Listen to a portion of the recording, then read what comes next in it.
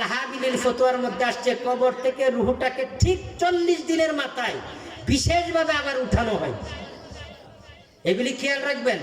আপনি আমি সবাই তো কবরে যেতে হবে, ঠিক কিনা? এই অবস্থাগুলি জানার দরকার আছে নি? একেবারে দলিল আকারে আছে। আপনারা যদি চান একবারে আমার এখানে গেলে কিতাব থেকে ছবি তুললে আইনা যাচাই করতে পারবেন, অথবা ফটোকপি করে আপনারা যাচাই করতে পারবেন। কিতাবের মধ্যে আসছে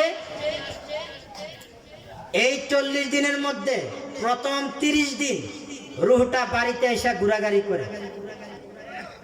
30 দিন পর আর এই রুহটা বাড়িতে আসার স্বাধীনতা থাকে না। এই জন্য জালালউদ্দিন সুয়ুতী রহমাতুল্লাহ আলাইহি এই বিষয়ে একখানি কিতাব লিখেছেন। আল্লামা ইবনে কাইয়িম আজ-জাওজিয়া, যিনি ইবনে তাইমিয়ার ছাত্র ছিলেন, উনি একখানি কিতাব লিখেছেন আর রুহের উপর। ওই কিতাবের মধ্যে উল্লেখ করেছেন ওই 7 দিন অথবা 1 মাসের ভিতরে যদি মৃত ব্যক্তির সাথে কারো সাক্ষাৎ, রুহের সাথে সাক্ষাৎ হয়, ওই রুহ মৃত ব্যক্তি যদি কোনো কিছু বলে এটা সত্যে পরিণত হবে।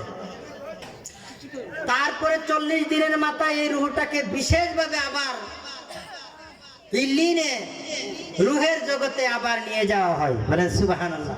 এই জন্য আমাদের দেশে আগের থেকে একটা প্রচলন আছে, ঠিক 40 দিনের মাথায় ওই মৃত ব্যক্তির জন্য একটা দুয়ার ব্যবস্থা করা হয়, ঠিক কিনা? এই কথাটা কোথায় আছে?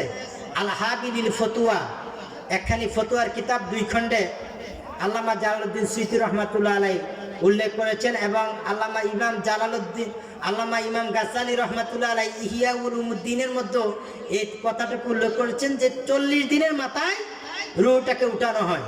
এই জন্য 40 দিনের মাথায় আমাদের দেশে দুয়ার একটা ব্যবস্থা করা হয়, খানার একটা ব্যবস্থা করা হয়, যাতে এই রুহটা এত বড় একটা সফরে বিপদগ্রস্ত না হয়। বিদেশ গেলে ছেলেদের জন্য দুয়ার ব্যবস্থা করেন না, যাতে অ্যাক্সিডেন্ট কোনো সমস্যা না পড়ে ছেলে। এখন এত বড় একটা সফর করবে, এই জন্য একটা দুয়ার আয়োজন করা হয়। কিন্তু আফসোস আমাদের দেশে বলা হয়, এটাও না জানি বলা হয় যে একদিন আগে করবেন নতুবা পরে করবেন। কোনো জায়গাতে ফতোয়া দেওয়া হয় যে এটা করেন না, কইরা লাভ নেই, বেদাত। আবার কোনো জায়গাতে বলে যে একদিন আগে করেন নতুবা পরে করেন। অথচ ফতুয়ার কিতাব হইল ঠিক 40 দিনের মাথায় করতে হবে, কারণ রুহটার সফর হবে 40 দিনের মাথায়। তা যাই হোক, নবীজি বললেন যে হে আমার রব, যে ব্যক্তি তিবুল কালাম, মানুষকে আঘাত না দিয়া কথা বলে, হাস্যোজ্জ্বল চেহারায়, ইফশাউস সালাম, মানুষকে সালাম দেয়। কোন ব্যক্তি যদি 25 জন লোককে যেদিন সালাম দিল, 25 জন লোককে, আল্লামা ইয়াফি রহমাতুল্লাহ আলাইহি একখানি হাদিস উল্লেখ করেন, ওই দিন যদি ব্যক্তিটা মারা যায়, ওই ব্যক্তিটা জান্নাতি হবে। সুবহানাল্লাহ। আল্লাহর ওলিদের নজর পড়লে একটা মানুষ আল্লাহর ওলিতে পরিণত হয়ে যায়। বলেন সুবহানাল্লাহ। আবার একটা মানুষ যদি আল্লাহর ওলির বদনজরে পড়ে যায়, সে ধ্বংস হয়ে যায়। বলেন নাউযুবিল্লাহ। নবীজি বলেন ফাইন্নাহু ইয়ানজুরু বিনুরিল্লাহ, কারণ আল্লাহর ওলিগণ আল্লাহর নূরের মাধ্যমে তারা দেখতে পায়। বলেন সুবহানাল্লাহ। এজন্য আমি বিনীত অনুরোধ করব, যারা চতুর্দিক দিয়ে ঘুরতেছেন, আল্লাহর রাস্তায় আপনারা আল্লাহর ওলি হওয়ার জন্য আল্লাহর ওলির সুহবতে যেহেতু এসেছেন, আপনারা সুন্দরভাবে ঘোরাফেরা না করে আপনারা বসে যান আল্লাহর খুশির জন্য। কার জন্য? আল্লাহর খুশির জন্য। যারা আল্লাহর খুশির জন্য তার জীবনের প্রত্যেকটি কাজ করে, আল্লাহর মহব্বতে, আল্লাহর খুশির জন্য, আল্লাহ পাক তাদেরকে জান্নাতের উঁচু মাকাম দান করেন। বলেন সুবহানাল্লাহ। হাদিস শরীফের মধ্যে আসছে, কাল কিয়ামতের দিন আল্লাহ রাব্বুল আলামিন জান্নাতের মধ্যে একটা নূরের মিম্বরের মধ্যে এক শ্রেণীর লোকদেরকে বসাই দিবেন। বলেন সুবহানাল্লাহ। তাদের এত সুন্দর স্তর, এত উচ্চ মাকামের স্তর, সিংহাসন দেখে নবীগণ এবং সুহাদাগণ পর্যন্ত তারা ঈর্ষা করবে যে এত বড় মাকাম তারা কিভাবে পাইলো। বলে সুবহানাল্লাহ। তাইলে এটা কোনো কি সাধারণ মাকাম? এক সাহাবী বললেন যে ইয়া রাসূলুল্লাহ, কোন ধরনের বৈশিষ্ট্য থাকলে আমরা এই ধরনের মাকাম আমরা লাভ করতে পারি নবী না হয়ে, রাসূল না হয়ে, শহীদ না হয়ে আমরা এরকম স্তর লাভ করতে পারি। বা ওই সমস্ত লোকগুলি কি গুণের কারণে তারা লাভ করেছে, এই গুণগুলি আমাদেরকে আপনি বলে দেন, বলেন সুবহানাল্লাহ। আমরা শুনতে রাজি আছি কি নেই? নবীজি বলেন, আমার সাহাবায়ে কেরাম, ওই সমস্ত ব্যক্তিদের তিনটা গুণ ছিল। আল মুতাহাব্বুনা ফিল্লাহ, তারা একজন আরেকজনকে ভালোবাসতো আল্লাহকে খুশি করার জন্য, বলেন সুবহানাল্লাহ। তারা যা কিছু করত কিসের জন্য? মূল উদ্দেশ্য ছিল কি? একটা আল্লাহর খুশি, আল্লাহর ভালোবাসা পাওয়ার জন্য, বলেন সুবহানাল্লাহ। আমরা কি আসলে এটা পারি? আমরা অসংখ্য কাজ করতেছি মানুষকে খুশি করার জন্য, ঠিক কিনা? আল্লাহকে খুশি করার জন্য কিন্তু আমরা অসংখ্য অগণিত কাজ করতে পারতেছি না। আল মুতাহাব্বুনা ফিল্লাহ, পরস্পরকে ভালোবাসে আল্লাহকে পাওয়ার জন্য, আল্লাহর খুশির জন্য। আরেকটা গুণ হলো আল মুতাজালিসুনা ফিল্লাহ, তারা যদি কোনো জায়গাতে আসে, এক জায়গায় এসে বসে, এই বসার উদ্দেশ্য আল্লাহকে খুশি করা, বলেন সুবহানাল্লাহ।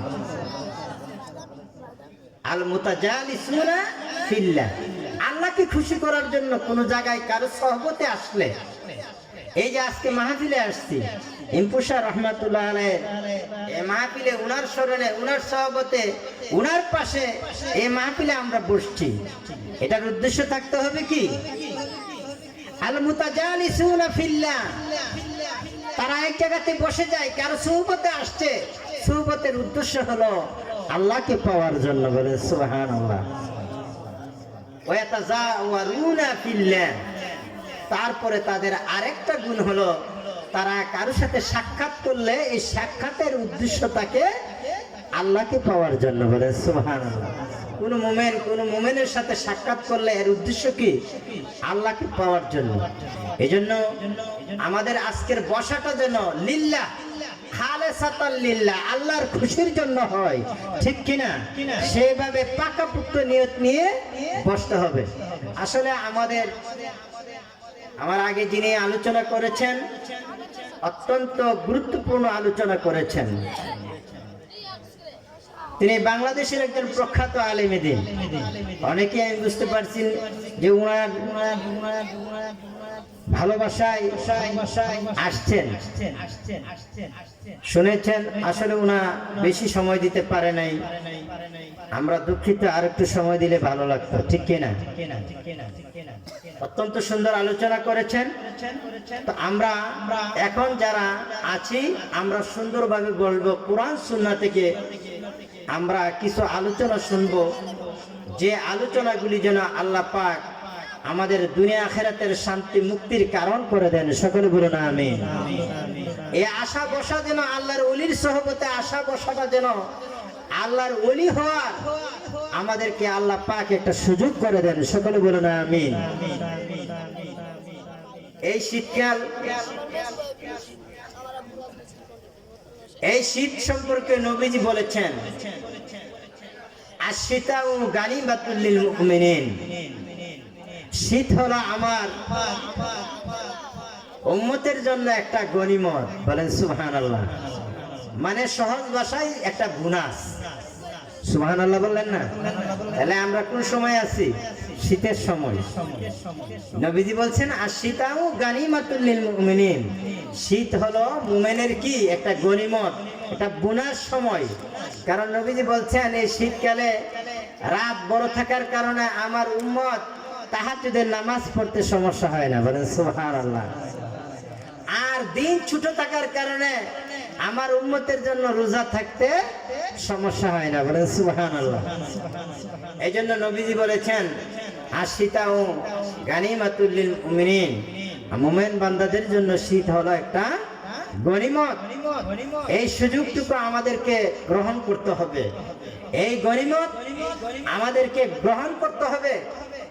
এই সুযোগটুকু যে শেষ রাত এমন একটা সময়, যে সময়ে বান্দা যখন আল্লাহর কাছে হাত তুলে আল্লাহকে সেজদা দেয়, আল্লাহ বান্দার সে আবদার খালি খাতে ফেরত দেয় না। বলেন সুবহানাল্লাহ।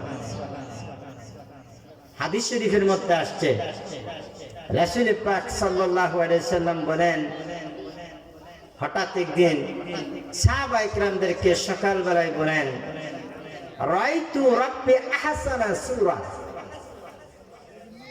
হ্যাঁ আমার সাহাবায়ে কেরাম, আমি আমার রবকে আজকের উত্তম সুরতে আমি দেখতে পেয়েছি। বলেন সুবহানাল্লাহ। নবীজি বলতেছেন কি, আমার রবকে আমি উত্তম সুরতে দেখেছি। দেখার পর আমার রব আমাকে বললেন, ইয়া মুহাম্মদ, হ্যাঁ মুহাম্মদ সাল্লাল্লাহু আলাইহি সাল্লাম।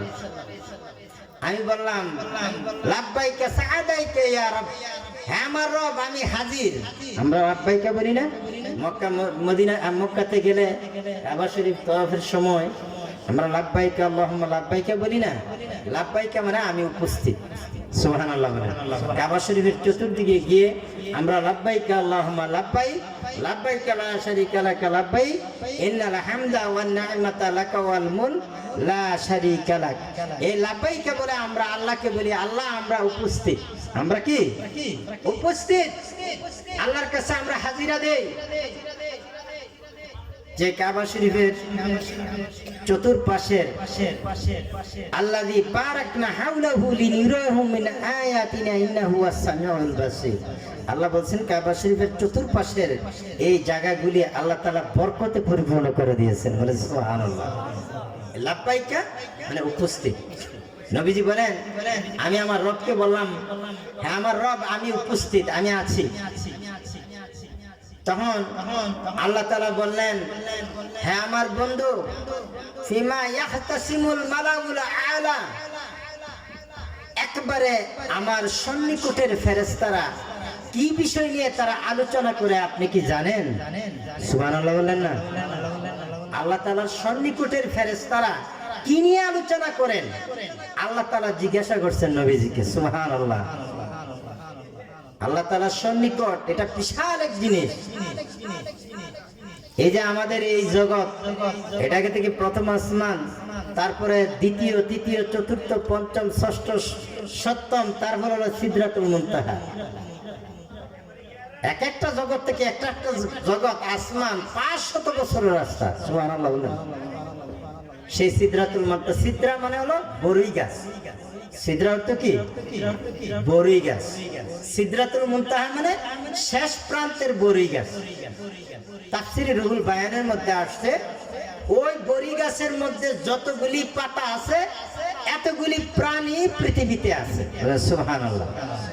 যেই প্রাণীটা, যেই মানুষটা মরে যাবে, মরে যাওয়ার কিছুদিন আগে ওই পাতাটা, ওই বরই গাছের ওই পাতাটা ওইখান থেকে ঝরে পড়ে যায়। সুবহানাল্লাহ বলেন। এই জন্য সিদরা বরই গাছ, এই বরই গাছ ইচ্ছা করলে কেউ কাটতে পারবে না। হাদিস শরীফের মধ্যে আসছে, মান কাতা সিদরা দাখালান নার। যে ব্যক্তি অযথা বরই গাছ কাটবে সে তাকে জাহান্নামে যেতে হবে। বলেন নাউজুবিল্লাহ। এই বরই গাছের উপর ইমাম আল্লামা জালালউদ্দিন সুয়ুতী রাহমাতুল্লাহ আলাইহি একখানি কিতাব লিখেছেন। সুবহানাল্লাহ বলেন। এই সিদরাতুল মুনতাহা, এটার পরে 700 বছরের একটা বিশাল এরিয়া, একটা সাগর আছে। ওই সাগরের পরে আলমে মালাকুত, তারপরে আলমে জাবারুত, তারপরে আলামে লাহুত। এই জগৎগুলি এত বড় বড় জগৎ। হাদিস শরীফের মধ্যে আসছে, আল্লামা ইবনে কাসির রহমাতুল্লাহ আলাইহি আল বিদায়া ওয়ান নিহায়ার মধ্যে উল্লেখ করেছেন যে সিদরাতুল মুনতাহাটা এত বড় যে সিদরাতুল মুনতাহাটাকে যদি বিরাট একটা বিলের সমান এরিয়া ধরা হয়, মরুভূমি ধরা হয়, সেই এরিয়াটার তুলনায় 7 আসমান এবং এই জমিনটা হলো একটা মাটির টুকরার সমান। সুবহানাল্লাহ বলেন না? তারপরে সিদরাতুল মুনতাহার উপরে আলমে জাবারুত, আলমে মালাকুত, আলমে জাবারুত, আলমে লাহুত, এটা এক এক এত বড় বড় জগৎ। ওই জগৎগুলির তুলনায় প্রত্যেকটাকে তুলনা দেওয়া হয়েছে যে এক একটা মরুভূমি, সেটার মধ্যে বাকি জগৎগুলির জন্য হলো একটা মাটির টুকরা, পাথরের টুকরা, বলে সুবহানাল্লাহ। এবং ওই নূরের জগৎগুলি এত বড় জগৎ। তাফসীরের কিতাবের মধ্যে আসছে, আল্লামা জালালউদ্দিন সূয়ুতী রাহমাতুল্লাহ আলাইহি একখানি কিতাব লিখেছেন তাফসীরে জালালাইন, আপনারা জানেন। 52 দিনে তিনি এই তাফসীরটুকু লিখেছেন। এই তাফসীরটুকু দুই জালালউদ্দিন লেখার কারণে এটাকে জালালাইন বলা হয়। দুই জালালে লিখছেন, তাসনিয়া। ওনা অর্ধেকটা লিখছে 52 দিনে। এই তাফসীরে জালালাইন দ্বারা তিনি প্রসিদ্ধ, পরিচিত। কিন্তু এই তাফসীরে জালালাইন ছাড়াও আরেকখানি শুধু নবীজির হাদিস দিয়ে, সাহাবাদের আসার দিয়ে একখানি তাফসীর লিখেছেন তিনি, অত্যন্ত মূল্যবান একখানি তাফসীর। তাফসীরের নাম হলো তাফসীরে দুররে মানসুর। এই তাফসীরে দুররে মানসুরের মধ্যে আসছে যে আলমে মালাকুতের যদি কোনো ফেরেশতা আলমে জাবারুতের মধ্যে যায়, সে পুরে ছাই হয়ে যাবে। সুবহানাল্লাহ।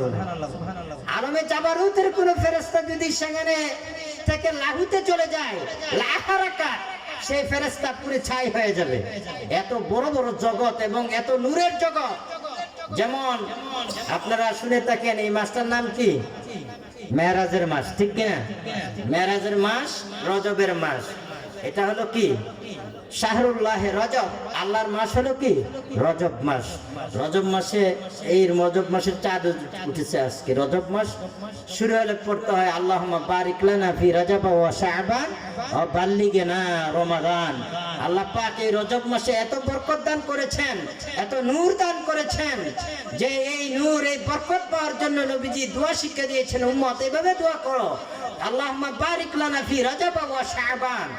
হে আল্লাহ, রজব এবং শাবান মাসের বরকত আমাদেরকে দান করেন। ও বাল্লিগনা রমাদান, রমজান পর্যন্ত আমাদেরকে পৌঁছে দেন, বলে সুবহানাল্লাহ। মৃত্যু দিলে রমজানের আগে নয়, রমজানে, বলে সুবহানাল্লাহ। বরকতময় একটা মাস রজব মাস। এই জন্য এই বরকত পাওয়ার জন্য আমরা এই দোয়াটুকু পড়ব। শাহরুল্লাহ রজব, রজব মাস হলো বরকতের মাস, এই জন্য এই দোয়াটুকু পড়বেন। এই জন্য এই মেরাজের আলোচনা আসলে আপনারা শুনে থাকেন, জিবরাইল আলাইহিস সালাম যখন সিদরাতুল মুনতাহাতে গেছেন, তখন নবীজিকে বলেছেন যে ইয়া রাসূলুল্লাহ, আমার ক্ষমতা নাই একটা কদম সামনে ফেলানো, যদি আমি ফেলি আমি পুরো ছাই হয়ে যাব, বলেন সুবহানাল্লাহ। এটা কিন্তু হাদিসে আসছে, কেউ এটাকে অস্বীকার করে না, এটা তাফসীরের কিতাবে আসছে। ওমা মিন্না ইল্লা লাহু মাকামুম মা'লুম। এই আয়াতের তাফসীরের মধ্যে আসছে যে জিবরাইল আলাইহিস সালাম বলেছেন যে আমার আর ক্ষমতা নাই একটা কদম সামনে দেওয়ার, দিলে আমি পুরো ছাই হয়ে যাব। সুবহানাল্লাহ। ওমা মিন্না ইল্লা লাহু মাকামুম মা'লুম। প্রত্যেক সৃষ্টিকে আল্লাহ পাক নির্দিষ্ট একটা স্তর দিয়েছে, এই স্তর পার হয়ে যাওয়ার তার ক্ষমতা নাই। কিন্তু আমাদের নবীজিকে আল্লাহ রাব্বুল আলামিন এত নূর দিয়েছেন, মামলুম বিল কলব নূর, নূর দিয়ে কলব, পুরো বডিকে এমন ভাবে সাজিয়েছেন, এত বড় বড় নূরের জগৎ পারিয়ে তিনি আল্লাহ সুবহানাহু ওয়া তাআলার কাছে চলে গিয়েছিলেন, বলে সুবহানাল্লাহ। এই আলমে মালাকুত, আলমে জাবারুত, আলমে লাহুত, অসংখ্য জগৎ পার হইয়া সেই জগতের মধ্যে আল্লাহর কাছাকাছি স্তরের ফেরেশতারা কি নিয়ে আলোচনা করে, কি বিষয়ে আলোচনা করে, আমাদের জানার দরকার আছে কি নাই? আসেনি নাকি মনেতে বলতেছেন? কি নিয়ে আলোচনা করে নবীজিকে বলা হয়েছে? নবীজি বললেন ইয়া রাব, হ্যাঁ আমার আল্লাহ, আমার রব, আল্লাহু আ'লামু, আপনি তো ভালো জানেন। সুবহানাল্লাহ বলেন। হাদিস শরীফের মধ্যে আসছে, নবীজি সাহাবায়ে কেরামদেরকে বলেন, নবীজি অনেক কিছু জানার পরেও যারা প্রকৃত জ্ঞানী, ওনারা অনেক কিছু জানার পরেও মানুষের বুঝা কিছু জানি না, ঠিক কিনা? জ্ঞানীদের একটা কমন বাক্য, আই নো নাথিং, ঠিক কিনা? আমি কিছুই জানি না, ঠিক কিনা? আমরা কিছুই জানি না, তার মধ্যে কিন্তু আমরা বুঝাই অনেক কিছু জানি। নাউজুবিল্লাহ বলেন, এটা অহংকার। ওয়ালা তামশি ফিল আরদি মারাহা, আল্লাহ তাআলা বলছেন জমিনে অহংকার করে চলো না। ওয়ালা তুসাইরা খাদ্দাকা লিন্নাস, মানুষকে এত ছোট মনে করিও না। আমরা করি। আমরা মানুষকে একটু ভালো স্তরে চলে গেলেই বাকি মানুষকে কিন্তু আমাদের চোখে লাগে না। আল্লাহ রাব্বুল আলামিন বলেন, ইয়া আইয়ুহাল্লাযীনা আমানু লা ইয়াসখার কওমুম মিন কওমিন আসা ইয়াকুনু খায়রাম মিনহুম ওয়ালা নিসাউম মিন নিসাইন আসা ইয়াকুনু খায়রাম মিনহুন্না। আল্লাহ বলেন, হে মুমিনরা, তোমরা অপর মুমিনদেরকে ছোট মনে করিও না, অবজ্ঞা করিও না। হতে পারে তুমি যাকে তোমার চেয়ে নিচে মনে করতেছো, আল্লাহর দরবারে আল্লাহর লিস্টে ওই ব্যক্তির নামটা তোমার চেয়ে আরো সম্মানিত স্তরে আল্লাহ পাক লিখে রাখছেন। সুবহানাল্লাহ। ওয়ালা নিসাউম মিন নিসাইন আসা ইয়াকুনু খায়রাম মিনহুন্না, কোন মহিলা যেন একটা অপর মহিলাকে অবজ্ঞা না করে, সে কালো, সে খাটো, তার নাকে প্রবলেম বা কোনো সমস্যা আছে এরকম মনে করেন, ছোট মনে না করে। আল্লাহ বলেন, হতে পারে যাকে তুমি খাটো ছোট মনে করছো সে তোমার থেকে আল্লাহর দরবারে অনেক সম্মানিত স্তরের মধ্যে সে আছে। আমরা যে যত বড় সম্মানিত দাবি করি, মনে করি, আল্লাহর দরবারে যদি এই সম্মানিতদের লিস্টে, মুমিনদের লিস্টে, আল্লাহর বন্ধুদের লিস্টে, জান্নাতের লিস্টে আপনার আমার নাম না থাকে, আল্লাহ না করুক, তাইলে আমার কোনো দাম আছে? আমার কোনো মূল্য আছে? কোনো মূল্য নাই। এজন্য আল্লাহ তাআলা নিষেধ করেছেন, অবজ্ঞা করো না। ওয়ালা তালমিজু আনফুসাকুম ওয়ালা তানাবাজু বিল আলকাব, তোমরা মানুষকে মন্দ নামে ডাকো না, মানুষের পিছনে লেগে থেকো না, গোয়েন্দাগিরি করো না। ওয়ালা তালমিজু আনফুসাকুম, মানুষকে অবজ্ঞা করে তার নামটাকে বিকৃত করে ডাকো না। ফামান লাম ইয়াতুব ফাউলাইকা হুম যালিমুন, আল্লাহ তাআলা বলেন, তারপরে যদি তোমরা মুমিন দাবি করো আর তওবা না করো এই কাজগুলি করার পর, তোমরা আমার লিস্টে কিন্তু জালেম হিসাবে, জালেমদের কাতারে তোমাদের নামগুলি লিখে রাখবো। বলেন নাউজুবিল্লাহ। এজন্য এই গুণগুলি তো আমাদের আছে, ঠিক কিনা? বদ গুণগুলি আছে, এজন্য এইগুলি আমাদেরকে ছাড়তে হবে। এইগুলি না ছাড়লে আল্লাহর ওলি হয়ে যাবে না। আল্লাহর ওলিদের দরবারে আয়সা আমাদেরকে এগুলি জানতে হবে, মানতে হবে, ঠিক কিনা? কারণ আমরা সকলেই চাই আল্লাহর ওলি হইতে, ঠিক কিনা? এজন্য এগুলি আমাদেরকে জানতে হবে। আল্লাহ তাআলা বলছেন যে তোমরা বেশি বেশি সন্দেহ করো না, কেন এগুলি গুনার কাজ। ওয়ালা তাকতুব বা'দুকুম বা'দা, তোমরা একজন আরেকজনের গীবত করো না, সমালোচনা করো না। আজকে গীবত না করলে, সমালোচনা না করলে আমাদের ভালো লাগে না, ঠিক কিনা? একদল আরেক দল, এক ভাই আরেক ভাইয়ের আমরা গীবত করছি, এটাকে ভালো মনে করছি, অথচ আপনার নেক আমলগুলি তাকে দিয়ে দিচ্ছেন, এতে তো আপনার কোনো লাভ হচ্ছে না। হচ্ছে? আল্লাহ তাআলা বলেন, ওয়ালা তাকতুব বা'দুকুম বা'দা আইয়ুহিব্বু আয়াকুলা লাহমা আখিহি মাইতা, তোমরা কি চাও মরা ভাইয়ের গোশত খাইতে? আমরা তো এটা চাই না, কিন্তু তারপরও কিন্তু আমরা এই কাজগুলির সাথে আমরা জড়িত। এই জন্য এই সমস্ত গুনার কাজ আমাদেরকে ছাড়তে হবে। নবীজি আল্লাহ তাআলাকে বলেন, আল্লাহ আমি তো, আপনিই তো ভালো জানেন কোন বিষয় নিয়ে, কাদেরকে নিয়ে, জমিনের কোন মানুষগুলিকে নিয়ে আপনার মুকাররাবিন, আপনার খুব কাছের ফেরেশতারা আলোচনা করে, এই বিষয়ে তো আপনিই ভালো জানেন। বলেন সুবহানাল্লাহ। নবীজির এটা ছিল একটা গুণ, ছোট করে রাখা। নবীজির কোনো গুনাহ ছিল না, বেশি বেশি ইবাদত করতেন, ঠিক কিনা? সাহাবায়ে কেরাম বললেন যে ইয়া রাসূলুল্লাহ, আপনার কোনো গুনাহ নাই, আপনি এত আল্লাহকে সিজদা করেন কেন, এত নামাজ পড়েন কেন? নবীজি বলছেন, আফালা আকুনা আবদান শাকুরা, আমি কি আল্লাহর কৃতজ্ঞ বান্দা হতে চাই না? সুবহানাল্লাহ বলেন। নিজেকে ছোট করে রাখা, এটা রাখতে হবে। আল্লাহর ওলি হতে হলে আপনাদেরকে এই গুণগুলি থাকতে হবে। আল্লাহর ওলির দরবারে আয়সা যদি আল্লাহর ওলি না হইতে পারেন, তাইলে কি সফলতা আসবে? নবীজি বললেন, ইয়া রাব, আপনিই তো ভালো জানেন। তখন নবীজি বলেন, আল্লাহ রাব্বুল আলামিনের কুদরতি হাত মুবারক আমার এই কাঁধের উপর রাখলেন। বলেন সুবহানাল্লাহ। আল্লাহ এত সুন্দর, আল্লাহ এত মানুষের জন্য শান্তি, জান্নাতীদেরকে যেন আল্লাহ পাক দেখা দিবেন, তারা আল্লাহর দিকে তাকাই থাকবে, জান্নাতের সুখের কথা তাদের মনে থাকবে না। বলেন সুবহানাল্লাহ। কিন্তু সে আল্লাহর দিকে আমাদের মনটা রুজু কম, খেয়াল কম। এই জন্য আল্লাহর যে শান্তি, আল্লাহর পক্ষ থেকে যদি সে নূরের ফায়েজ আমরা সেভাবে পাইতাম, আমাদের পুরা জীবনটা শান্তিতে ভরপুর হয়ে যেত, ঠিক কিনা? আমরা সেই দিকে নাই। আল্লাহ তাআলা কোরআনে বলছেন, যে ব্যক্তি আল্লাহর দিকে হয়ে যায়, আল্লাহর দিকে রুজু হয়ে যায়, পৃথিবীর কোনো তার সুখ তার কাছে সুখ মনে হয় না। আল্লাহর সুখে তার এই আত্মাটা সবসময় প্রশান্তিতে ভরপুর হয়ে থাকে। বলেন সুবহানাল্লাহ। আল্লাহ রাব্বুল আলামিন নবীজির গায়ের মুবারকের মধ্যে আল্লাহ তাআলার কুদরতি হাত মুবারক রাখলেন। বলেন সুবহানাল্লাহ। নবীজি বলেন, ওয়াজাদতু বারদাহা ফি সাদিয়ে, আমি আমার এই কলবের মধ্যে, আমার এই পক্ষের মধ্যে আমি ঠান্ডা অনুভব করলাম। বলেন সুবহানাল্লাহ। আল্লাহর ওলিগণ দেখবেন, এখন তো আর এই বরকত মানুষ নেওয়া হয় না, উপলব্ধিও করে না। আগেকার আমরা যখন আল্লাহর বড় বড় ওলিদের কাছে যাইতাম, ওনারা এইভাবে মাথার মধ্যে হাত রাখতেন, ঠিক কিনা? এইভাবে রাখতেন। এটা কিন্তু একটা ফায়েজ। দেখেন, যারা দেশের বড় বড় একটা কিছু জ্ঞানী হয়েছে, স্তরে গেছে, কোনো না কোনো আল্লাহর ওলির একটা নেক নজর ওনার উপর আছে, ঠিক কিনা? এমনি মানুষ বড় হয়ে যায় না, আল্লাহর ওলিদের নেক নজর লাগে। নবীজি বলেন, আমার পক্ষের মধ্যে ঠান্ডা অনুভব করলাম।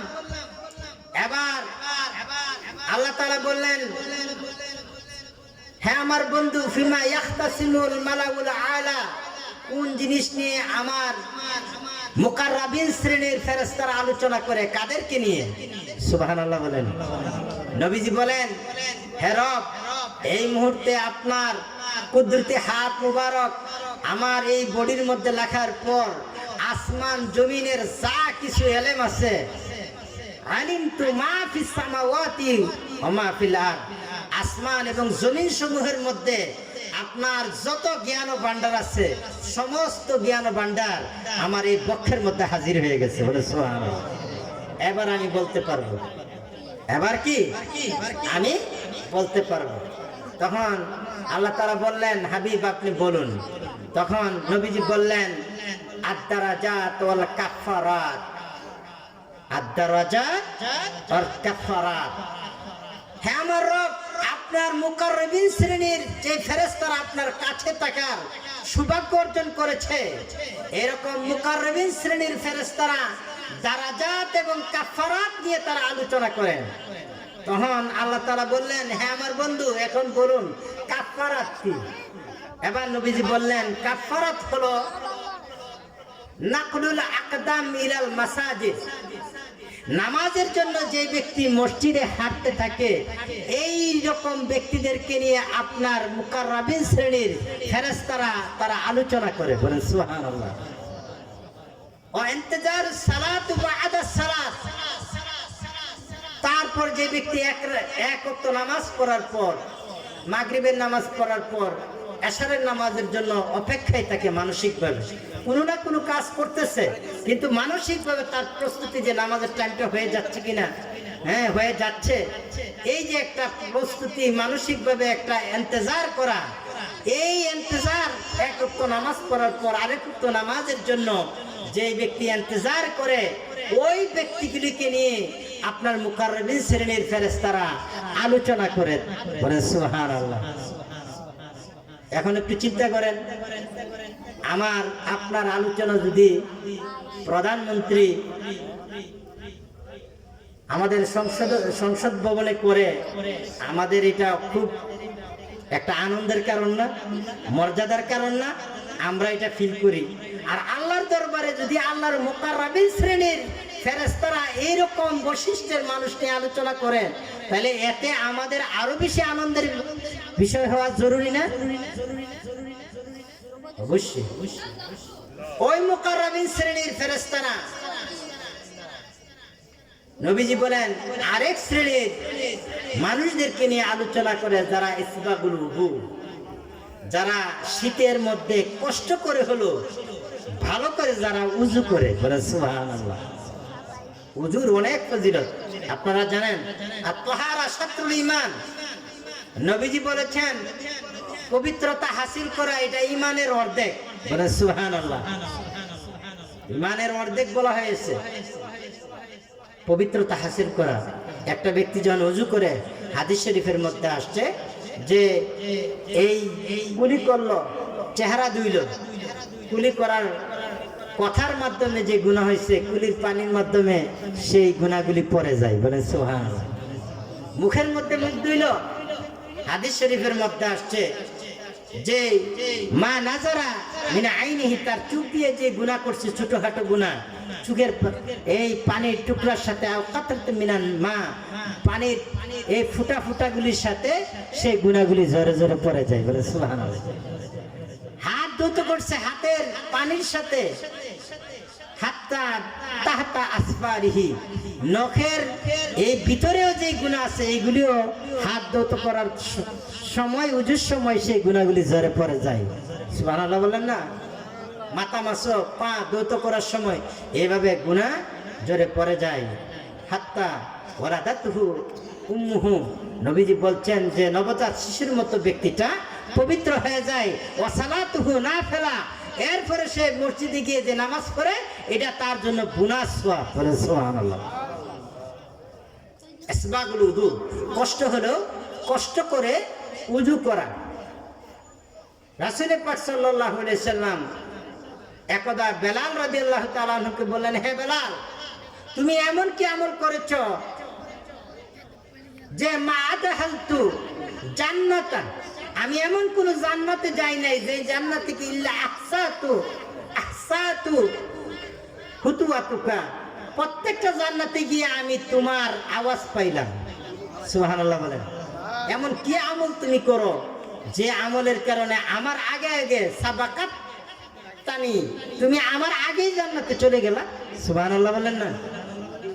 বেলাল রাদিয়াল্লাহু তাআলা আনহু বলেন, ইয়া রাসূলুল্লাহ, আমার তো স্পেশাল কোনো আমলের কথা মনে পড়ে না, তবে আমার এতটুকু মনে পড়ে, আমি যতবারই আমার উযু ভেঙে যায়, আমি এতবারই নতুন করে উযু করে আমি 2 রাকাত নামাজ পড়ি। বলেন সুবহানাল্লাহ। নবীজি বললেন, এই আমলই তোমাকে আগে আগে জান্নাতে পাঠাই দিয়েছে। বলেন সুবহানাল্লাহ। তাইলে আমরা এই শীতে কষ্ট হলেও সবসময় উযু অবস্থা থাকবো তো? আমরা চেষ্টা করব এই আমলগুলি করতে। রাসূল পাক সাল্লাল্লাহু আলাইহি সাল্লাম বলেন, আল্লাহ রাব্বুল আলামিনকে বলেছেন, হে আল্লাহ, তারা কাফারাত নিয়ে আলোচনা করে। এই কাফারাত কি? নাকলুল আকদাম ইলাল মাসাজিদ, মসজিদে যাও, তারপরে ইন্তেজারুস সালাত বা'দাস সালাত, আসবাগুল উযু, মসজিদে বেশি বেশি যাওয়া, এক নামাজ পড়ে আরেক নামাজের জন্য অপেক্ষা করা, আরেকটা হলো কষ্টের মধ্যে উযু করা। এই গুণগুলি আমরা অর্জন করার চেষ্টা করব।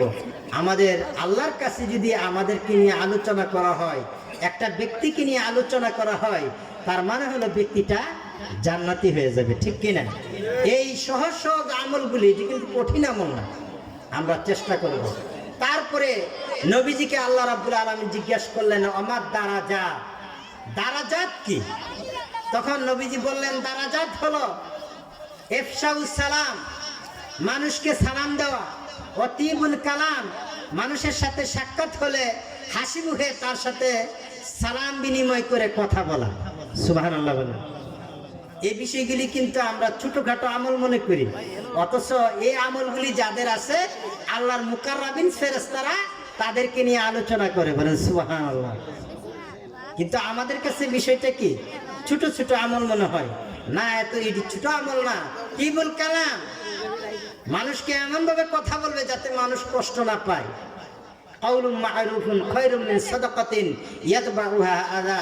আল্লাহ রাব্বুল আলামিন কুরআনুল কারীমের মধ্যে বলেছেন, তুমি মানুষের সাথে সুন্দরভাবে যে কথা বলতেছো, এটা বড় ধরনের একটা সদকা করার সমান সওয়াব তোমার আমলনামায় চলে যাবে। বলে সুবহানাল্লাহ। কাউলুম মা'রুফ খায়রুম মিন সাদাকা। আল্লাহ রাব্বুল আলামিন বলেন যে এটা ওই উত্তম সদকা, যেই সদকা আপনি 1 লক্ষ টাকা দান করলেন, 2 লক্ষ, 5 লক্ষ, 10 লক্ষ টাকা দান করলেন, দান করার পর যদি কারো কাছে বলে দেন, আল্লাহ রাব্বুল আলামিন বলেন ওই দানের থেকে কোনো মুমিন ভাইয়ের সাথে হাসি মুখে তাকে আঘাত না করে কথা বলাটা এর চেয়ে আরো বেশি সদকা, বেশি সওয়াবের কাজ। সুবহানাল্লাহ। আমরা কিন্তু এটির বেশি সওয়াবের কাজ মনে করি না। অথচ এই ধরনের গুণাবলী যাদের আছে, ওই মালাউল আলা আল্লাহ তাআলার মুকাররাবিন ফেরেশতারা তাদেরকে নিয়ে আলোচনা করেন। সুবহানাল্লাহ বলেন। তিবুল কালাম, ইফশাউস সালাম, ইতামুত তাআম, মানুষকে খাওয়ানো। যারা মানুষকে খাওয়ায় ওই মুকাররাবিন শ্রেণীর ফেরেশতারা, তাদের মর্যাদা যে আল্লাহর কাছে অনেক বেশি, সেজন্য সেই উপরস্তরের জগতে তাদেরকে নিয়ে আলোচনা হয়। বলেন সুবহানাল্লাহ। অথচ দেখেন আজকে খানা বন্ধ করে দেওয়া হচ্ছে ফতুয়া দিয়ে। এই দরবারে খানার ব্যবস্থা আসেনি, তারপরে করে ব্যবস্থা আছে না? আছে। এটা খানার ব্যবস্থা, এটা করলে এটার মধ্যে অনেক সওয়াব। ওই মুকাররাবিন শ্রেণীর ফেরেশতারা এই নিয়ে আলোচনা করে। আজকে এই সমস্ত খানার অনুষ্ঠান বন্ধ করে দেওয়া হচ্ছে ফতুয়া দিয়ে। 5 দিনের মৃত ব্যক্তি মারা গেলে 5ম দিনে খানা নাই, 40 দিনে খানা নাই। মনে রাখবেন, কবরের মধ্যে হাদিস শরীফের মধ্যে আসছে, ইন্নাল মাউতা ইফতানুনা ফি কুবুরিহিম সাবাত আইয়ামিন। মনে রাখবেন, আমাদেরকে প্রত্যেককে কবরে যেতে হবে। এই গাটিগুলি না পার হইয়া আল্লাহর কাছে যাওয়া সম্ভব না। নবীজি বলেছেন, ইন্নাল মাউতা ইফতানুনা ফি কুবুরিহিম সাবাত আইয়ামিন। 3টা প্রশ্ন করার পরও মৃত ব্যক্তিকে কবরের মধ্যে একাধারে 7 দিন পরীক্ষা নেওয়া হয়। এই হাদিস সম্পর্কে যদি কারো সন্দেহ থাকে, আমার কাছে কিতাব আছে, নিয়ে যাবেন। ফটোকপি করে ছবি তুলে নিয়ে যাবেন। আল্লামা ইমাম জালালউদ্দিন সুয়ুতী রহমাতুল্লাহ আলাইহি ওনার শরহে সুদুর ফি আহওয়ালিল মাউতা ওয়াল কুবুর নামক কিতাবে এই হাদিস উল্লেখ করেছেন। আল হাবিলিল ফতোয়া, প্রসিদ্ধ একখানি ফতোয়ার কিতাব, ইমাম জালালউদ্দিন সুয়ুতী রহমাতুল্লাহ আলাইহির লেখা। এই কিতাবের মধ্যে এই হাদিস আসছে। আল্লামা ইমাম কুরতুবী রহমাতুল্লাহ আলাইহি ওনার কিতাবের মধ্যে হাদিসটুকু উল্লেখ করছেন যে মৃত ব্যক্তিদেরকে কবরের মধ্যে 7 দিন যাবত পরীক্ষা নেওয়া হয়। এই 7 দিনের পরীক্ষার মধ্যে যেন ঝামেলায় না পড়ে, ইমাম তাউজ রহমাতুল্লাহ আলাইহি প্রখ্যাত তাবি, যিনি নাকি সাহাবায়ে কেরামদের থেকে যারা জ্ঞান অর্জন করেছেন, হাদিস, ফিকহ, তাফসিরের জ্ঞান অর্জন করেছেন, সাহাবায়ে কেরামদের মধ্যে যারা প্রসিদ্ধ ছাত্র ছিলেন, এর মধ্যে অত্যন্ত প্রসিদ্ধ বিখ্যাত ছাত্র ছিলেন ইমাম তাউস। ইমাম তাউস রহমাতুল্লাহ আলাইহি বলেন, ইন্নাল মাউতা ইউহিব্বুনা আইয়ুতআমু আনহুম। মৃত ব্যক্তিরা কবরে চলে যাওয়ার পর তাদের পক্ষ থেকে যদি কোনো মানুষকে কেহ খাওয়ায়, মৃত ব্যক্তিরা কবরে উপকৃত হওয়ার কারণে তারা কবরের মধ্যে খুশি হয়। বলে সুবহানাল্লাহ। এটা হাদিস। এই হাদিসটুকু আল্লামা ইমাম ইসফাহানি রহমাতুল্লাহ আলাইহি উনার হিলিয়াতুল আউলিয়া নামক কিতাবের মধ্যে উল্লেখ করেছেন। এবং ইমাম আহমদ বিন হাম্বল রহমাতুল্লাহ আলাইহি, যিনি 10 লক্ষ হাদিসের হাফেজ ছিলেন, প্রখ্যাত মাযহাবের একজন ইমাম, যিনি লেখা একখানি কিতাব আছে মুসনাদে আহমদ, যে কিতাবটা কিনতে এখন 50,000 টাকার উপরে লাগে। আমার কাছে আছে এই কিতাবখানি প্রায় 45 খণ্ডের। এই কিতাবখানির মধ্যে তিনি 16 বছরে এই কিতাবখানি লিখেছেন, হাদিসের কিতাব। তিনি লেখা কিতাবুজ জুহুদ, এই কিতাবটুকু আমার কাছে আছে আমার রিসার্চ সেন্টারে। এই কিতাবের মধ্যে আসছে, তিনি বলেন যে হাদিসটুকু সহিহ। এই হাদিসটুকু কি সহিহ, যে মৃত ব্যক্তিদের পক্ষ থেকে তাদেরকে যদি খাওয়ানো হয়, তাহলে মৃত ব্যক্তিরা কবর উপকৃত হওয়ার কারণে তারা খুশি হয়। বলে সুবহানাল্লাহ। আর আমাদের দেশে এখন এটার একটা উল্টা ফতোয়া জারি করে দিয়েছেন, একটা হাদিসকে বিকৃতি অর্থ করে। সে হাদিসটা হলো কি? হাদিসটা হলো বুখারী সহ অন্যান্য কিতাবের মধ্যে আসছে, ইন্নাল মাইয়িতা ইউআযিবু বিবিকাই আহলিহি। আরেকটা রায়াতের মধ্যে আসছে, ইন্নাল মাইয়িতা ইউআযিবু বিমানিহি। মৃত ব্যক্তিদেরকে আযাব দেওয়া হয় যদি তার পক্ষ থেকে কেহ কান্নাকাটি করে। খেয়াল রাখবেন কিন্তু। আরেক নাই শব্দের অর্থ হলো কান্নাকাটি করা। অর্থাৎ জাহেলিয়াতের যুগে কোন ব্যক্তির বাবা মা মারা গেলে তার মা বাবার প্রতি যে টান ছিল, এটা বোঝানোর জন্য তাদের একটা প্রথা ছিল, তারা পারাইট্টা করে কিছু লোক নিয়ে আসতো, 10 জন 20 জন, যে আমার বাড়িতে তোমরা 10 দিনের জন্য কান্দা যাইবা, তোমাদেরকে 10 দিনে এত টাকা দেওয়া হবে। কান্নাকাটির সময় যদি তারা কাপড় টাপড় ছিঁড়ে ফেলতো, তাইলে এটা রেট বেশি ছিল। যারা বেশি রেটে টাকা দিত মানুষে বলতো যে না এই মুখে বাপের জন্য খুব টান, মানে ওই লোকগুলি যে আনচারে কাপড় পর্যন্ত ছিঁড়া লেছে। এই প্রথাটাকে নবীজি রহিত করার জন্য বলেছেন এরকম কেউ ওসিয়ত করে গেলে বা কোনো মৃত ব্যক্তির পক্ষ থেকে এরকম কান্নাকাটির ব্যবস্থা করা হলে ইউআযিবু বিবুকাই আহলিহি, এই কান্নার কারণে মৃত ব্যক্তির কবরে আযাব হয়। এই আয়াতের অর্থ দিয়ে দিছে খানার মধ্যে নিয়ে ঢুকে। অত্যন্ত আফসোসের বিষয়, নবীজি যখন উনার সন্তান ইব্রাহিম দুনিয়া থেকে চলে গেছেন, উনাকে যখন সন্তানকে দাফন করতেছেন নবীজির চোখে দিয়ে পানি পড়া শুরু করছে। সাহাবায়ে কেরাম বললেন যে ইয়া রাসূলুল্লাহ আপনার চোখে দিয়ে পানি পড়তেছে। নবীজি বললেন যে যেই কান্নাকাটির জন্য, যেই চোখে দিয়ে পানি ফেললে যেই কারণে আযাব হয়, আমার চোখে দিয়ে যে পানি পড়তেছে সেই কান্না এই কান্না না, এটা সন্তানের মহব্বতের কান্না। বলে সুবহানাল্লাহ। আর ওইটা হলো বারাইটা। এই জন্য এক হাদিস আরেক হাদিসের মধ্যে লাগানো যাবে না। আল হাবিলিল ফতোয়ার মধ্যে আসছে কবর থেকে রূহটাকে ঠিক 40 দিনের মাথায় বিশেষভাবে আবার উঠানো হয়। এগুলি খেয়াল রাখবেন। আপনি আমি সবাই তো কবরে যেতে হবে, ঠিক কিনা? এই অবস্থাগুলি জানার দরকার আছে নি? একেবারে দলিল আকারে আছে। আপনারা যদি চান একবারে আমার এখানে গেলে কিতাব থেকে ছবি তুললে আইনা যাচাই করতে পারবেন, অথবা ফটোকপি করে আপনারা যাচাই করতে পারবেন। কিতাবের মধ্যে আসছে এই 40 দিনের মধ্যে প্রথম 30 দিন রূহটা বাড়িতে এসে ঘোরাঘুরি করে। 30 দিন পর আর এই রূহটা বাড়িতে আসার স্বাধীনতা থাকে না। এই জন্য জালালউদ্দিন সুয়ুতী রহমাতুল্লাহ আলাইহি এই বিষয়ে একখানি কিতাব লিখেছেন।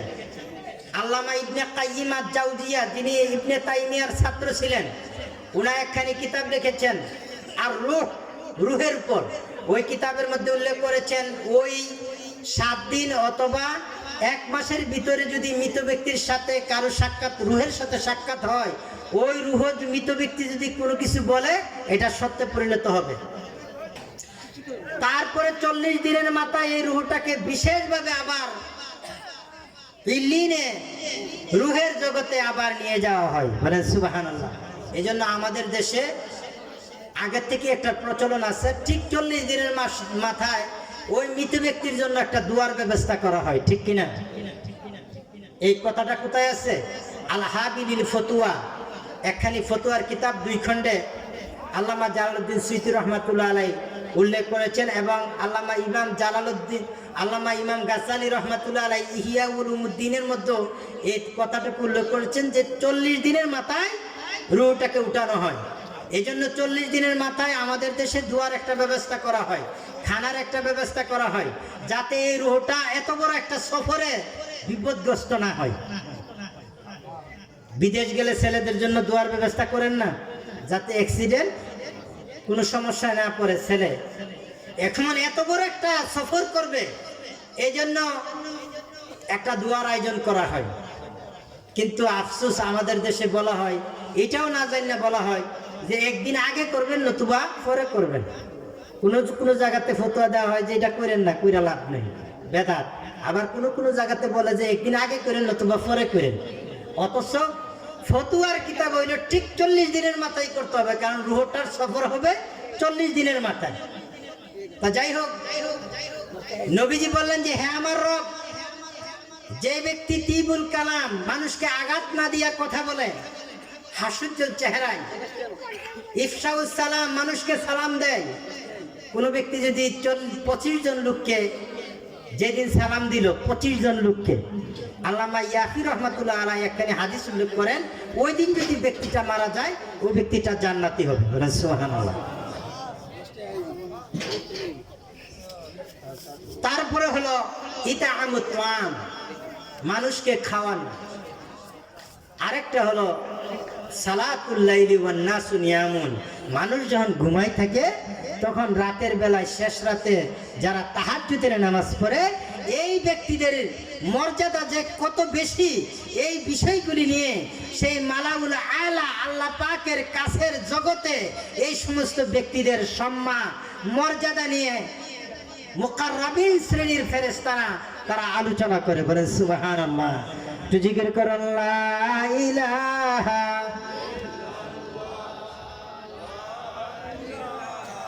ইল্লাল্লাহ, লা ইলাহা ইল্লাল্লাহ, লা ইলাহা ইল্লাল্লাহ, লা ইলাহা ইল্লাল্লাহ, লা ইলাহা ইল্লাল্লাহ, লা ইলাহা ইল্লাল্লাহু মুহাম্মাদুর রাসূলুল্লাহ সাল্লাল্লাহু আলাইহি ওয়াসাল্লাম। আল্লাহ আল্লাহ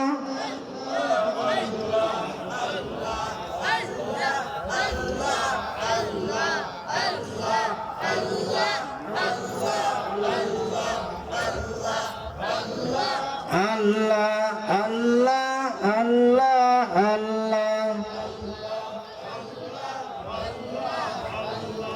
লা ইলাহা ইল্লাল্লাহ মুহাম্মাদুর রাসূলুল্লাহ সাল্লাল্লাহু আলাইহি ওয়াসাল্লাম। ওয়াদাইনি বিকা ইয়া রাসূলুল্লাহ। আমি এখনই আলোচনা শেষ করে দিব, তবে আমি আপনাদের কাছে অনুরোধ করব, আজকে বাসায় গিয়ে চিন্তা করবেন এই সমস্ত বৈশিষ্ট্যগুলি আমাদের আছে কিনা। আল্লাহর ওলিদের সহবতে মাহফিলে আমরা আসছি, যদি এই গুণাবলী আমরা অর্জন না করতে পারি তাহলে আমার কবরে কিন্তু আমার আপনজন যাবে না। এই চিন্তা করে এই বৈশিষ্ট্যগুলি আমরা যেন অর্জন করি, অর্জন করে আল্লাহ রাব্বুল আলামিনের মুকাররাবিন শ্রেণীর যারা ওলি তাদের সাথে যাতে আমরা থাকতে পারি, এই চিন্তা করে আমরা এই গুণাগুলি অর্জন করার চেষ্টা করব। তো আজকের এই মাহফিলে যেহেতু আল্লামা নুমানি সাহেব এসে, তৌহিদুর রহমান রেজভি সাহেব ওনারা এসে পড়েছেন, ওনারা এখন আলোচনা করবেন, তাই আমি আপনাদের থেকে এখন বিদায় আরজ করছি। আমার আলাইনা ইল্লাল বালাগ। আসসালামু আলাইকুম ওয়া রাহমাতুল্লাহি ওয়া বারাকাতুহু।